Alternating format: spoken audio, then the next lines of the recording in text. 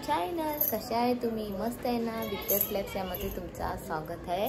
तर आज ताक पियाचं मन करते म्हणून ताक आण। तर चला आता ताक पिऊन घेते, बाकीचे काम आहे ते करून घेते। बघा मी ना दिवाळीमध्ये ह्यांना मी कपडे दिलेले होते, माझे जुने कपडे। दिवाळीचं मी सर्व साफसफाई केले ना, तेव्हा मी यांना कपडे दिलेले होते। तर मी ह्यांनाच कपडे देते मेन गोष्ट। आणि ह्या कपड्यांबद्दल आता दिवाळी संपल्यानंतर मला वादा केलेला होता, मी तुम्हाला आणून देते। तर मला स्टीलचा असा टोप पाहिजे होता, तसा टोप आणून दिला।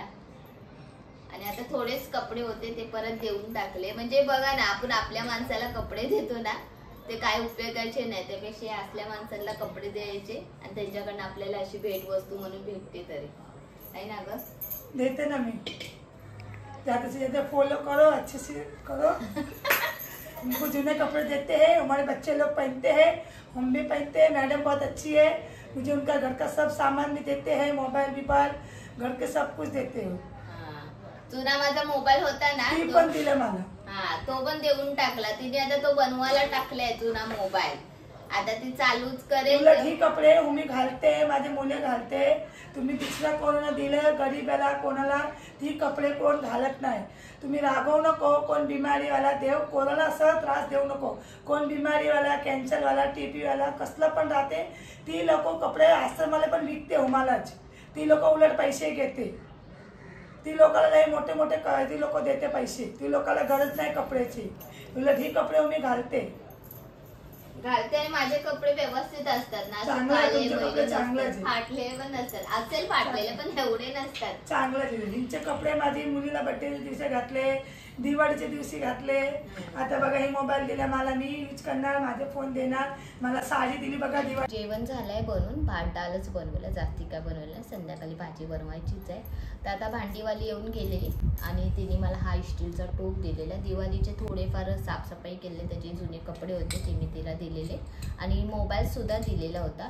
त्या बदली ती बोललेली होती, ताई तुम्हाला काय पाहिजे? तर मी बोललेली मला आता काय टोप बीप नको आहे, मला ना स्टीलचा टोप पाहिजे, छोटा आणला तरी चालेल पण तो जड पाहिजे।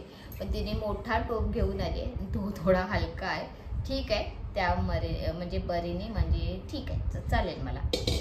आता काल गेलेली होती एकविरायला, रात्री खूप थकल्यामुळे माझा ब्लॉग योगिनी मॅडमनी एंड केलाच आहे। तर मी काय काय आणलं ते तुम्हाला दाखवते। सर्वात पहिला देवीचं दर्शन खूप सुंदर आणि छान झालं। मेन गोष्ट एकविरा आईच्या मंदिरात जायच्या आधी खाली एक आहे ना, एकविरा आईचं छोटंसं मंदिर आत्ताच बांधलंय, तो 1.5 वर्ष झालंय। तिथे तो मंदिर आहे, तिथे नमस्कार करून मग आपण वरती डोंगरावर देवी बसले, तिथे जाऊन तिचा नमस्कार करायचं। हे मला माहीत नव्हतं। मी काय केलं, आधी डोंगरावर गेली, देवीचं दर्शन घेतलं आणि मग खाली मी आली आणि तो मंदिर बघितला। तो मंदिर नुकतंच आधी 1.5 वर्ष झालं तो बांधून झाला आणि त्या मंदिराच्या पाठीमागे डोंगरावर जायचं छोटा एक रस्ता केलाय, तिथनं देवीच्या दर्शनाला जायचं म्हणजे डोंगरावर। तो मी शूट केलाय, तो तुम्हाला दाखवेलच। तर इथनं मी आणलंय देवीच्या मंदिराची। तर मी मेन गोष्ट प्रसाद घेऊन आली नाहीये, म्हणजे कुरमुरे हे सर्व असतं ते मी काहीच आणलं नाही, कारण ना आमच्याकडे कोणच खायत नाही आणि मी कोणाला देत सुद्धा नाही, म्हणजे आणलं तर कोणाला थोडं थोडं तसं मी करत नाही। मी फक्त नेत्रा मॅडमसाठी ना ते पेढे घेऊन आले, ते देवीच्या मंदिराच्या इथे भेटतात, मावाचे पेढे येते तेच घेऊन आले हे। आणि नेत्रा बोललेली होती मम्मी मला चिक्की घेऊन ये, चिक्की घेऊन आली। याच्यामध्ये ना शेंगदाणा, चण्याची डाळ, परत तिलाची चिक्की, खोबऱ्याची चिक्की, अशी गुलाची चिक्की, ह्या अशा 5 प्रकारच्या चिक्की आहेत। आणि माझ्या आवडीचं म्हणजे मी चिंच घेऊन आले आणि चिंच खूप सुंदर आणि गोड लागतात, मला एवढे आवडतात ना। बघा हे असे चिंच आहे, तर ते चिंच घेऊन आले, एवढे आहे त्याच्यामध्ये। हा पुरा बॉक्सच आहे चिंचाचा। तर मी अर्धे आल्यावर ना रात्री थोडे 2-3 खाल्ले आणि आता 2 नेत्राला दाखवता खाल्ले। आणि हे ना वले खजूर आहे, तर एक माणूस आहे ना तिथे खूप गर्दी होती, मी बोली काय आहे, तो मनुका आणि वले खजूर विकत होता। ओले खजूर मी आदल्या दिवशी आणलेले होते आमच्या भाण्याकडनं. तो 90 रुपयाचा पॅकेट होता. तर हा मला 100 रुपयाचा पॅकेट पडलाय, पण ह्याच्यात जास्ती आहे खजूर आणि ते 90 रुपयाच्या पॅकेटामध्ये थोडे कमी आहे. त्यामुळे मी चला करू ते कमीच पडेल म्हणून मी हा एक पॅकेट घेतला. आणि योगिनी मॅडमसाठी हे जेलीवाले चॉकलेट घेतले. ते योगिनीला आवडतात, ते घेऊन आले. बस एवढंच घेऊन आले. ओटीचं काही असं सामान घेऊन नाही आले मी. होटी तिथेच हे करून टाकली मी. हेच सर्व घेऊन आले.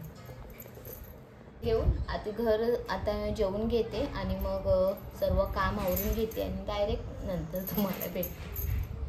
तर चला आता संध्याकाळचे वाजले 9:15. घरातले कामं सर्व आवरून मी जाते आता योगिनीला घेऊन मार्केटमध्ये.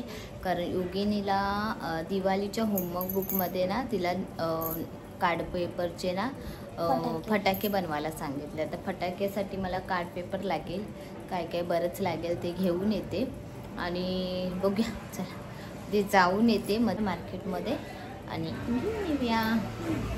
चला आता मी गेलेली बाहेर, तर मी जाऊन आली. मेन गोष्ट मी काय नाही घेऊन आली, आम्हाला कायच नाही भेटलं. फक्त एक स्ट्रॉ घेऊन आली आणि कार्ड पेपर घेऊन आली. आता उद्या नेत्राला शाळेला सुट्टी आहे. तर नेत्रा आणि योगिनी आज चिल्ड्रन डे होता आणि आम्ही दोघांसाठी काहीच सेलिब्रेशन केलं नाही.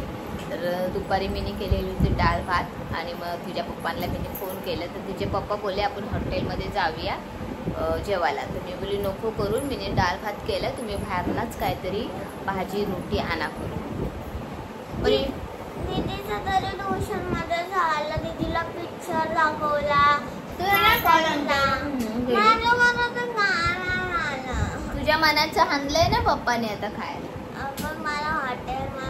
तिला हॉटेलमध्ये जायचं होतं. काल एवढं बाहेरचं थोडं अचरपचर खाल्लं, तिला 2-3 वेळा जुलाब झाले आहे ना, तरी तिला बाहेरचं खायचं होतं. तर आता मी डाळ भात तर मी दुपारी केलेलं होतं आणि मिस्टरांनी आता घेऊन आले पनीरची भाजी आणि रोटी घेऊन आले. तर चला आता जेवून घेते. मेन गोष्ट ना खूप थकल्यासारखं. काय रे असं धावतोय? अरे मी या सेटला आहे पण. आणि घड्याळ फायनली आणला बाबा मिस्टरांनी. तुम्हाला दाखवते मी घड्याला. आता हा घड्याळ फायनली आलाय आमच्या घरी.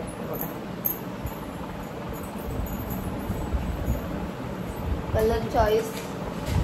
मेन गोष्ट हा घड्याळ आहे ना कुठे ठेवलेला हो तुम्ही? कुठल्या तरी मित्राने ना लपून ठेवलेला होता तो. काल तर आम्ही गेलेलो, काल नाही जमलं तर आज घेऊन आले. आणि हा कलर बघा, चॉईस बघा माझ्या मिस्टरांची. असं आहे, असं दाखवते. आता काय आकडे उलटे दिसणार तुम्हाला. तर खूप भारी वाटतं. आता हे किचनमध्ये लावते आणि टाइम 1 करते, कारण सर्व घड्याळाचा ना मिस्टर टाइम 1 करा. चला फायनली घड्याळ लागला. टाइम पक्का तोच लावलाय ना.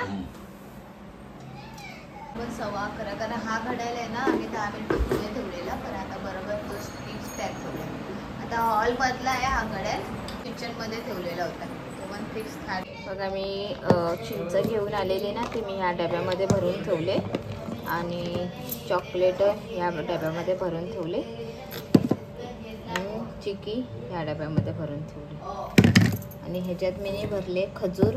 ते आता आवडीने कोणाला काय खायचं आहे तर हे बरं पडतं, असं लाईनीत ठेवलेलं आहे. दिसून येतोय बघा असं. नान घेऊन आले मिस्टर आणि इथे पनीरची भाजी आणली आणि हा तर कांदा आहे आणि हा लोणचा भरपूर मला आवडतो. आम्ही त्या हॉटेलमधनं जेवण मागवलं आहे ना, त्या हॉटेलमधून पेट्टू लोणचं. य ग योगिनी बस य दिसते ना.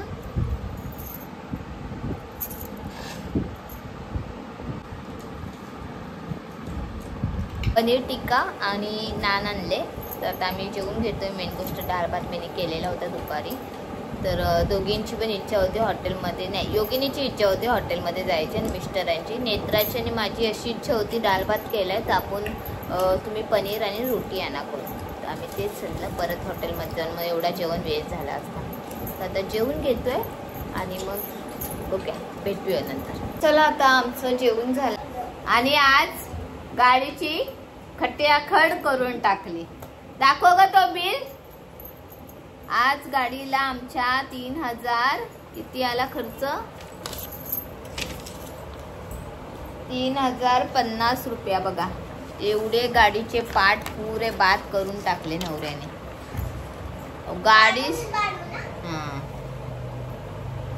गाडीचे ना मेन गोष्ट एवढे पार्ट खराब करून टाकले ना. आणि किती खड्डे, किती काय बाबा, कसा तो गाडी चालवत होता देवाला माहित.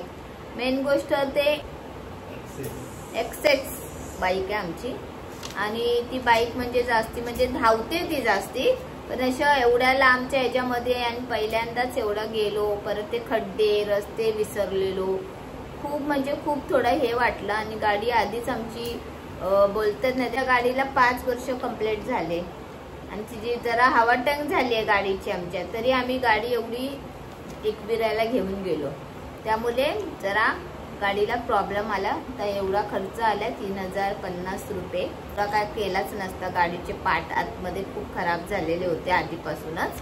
त्या निमित्त फक्त होता की आम्ही एवढ्या लांब गेलो आणि ती गाडी आमची एवढ्या खर्चामध्ये राहिलं. काय हो, आधीच झालेले ना सर्व पार्ट गाडीचे खराब, पण एवढ्या लांब ती गाडी घेऊन आम्हाला व्यवस्थित घेऊन आली, ती आमच्यासाठी म्हणजे मोठी गोष्ट आहे. जाऊन दे, त्याने म्हणजे गाडीचे पार्ट तरी बरे झाले. म्हणजे या माणसाने खर्च तरी केला. नाही तर कुठे हारसा तुटलाय, कुठे पाय ठेवायचा तुटलाय, ते हवा येते, त्या धूर येतो त्या पायपात ना, तो पण आमचा बाद झालेला होता.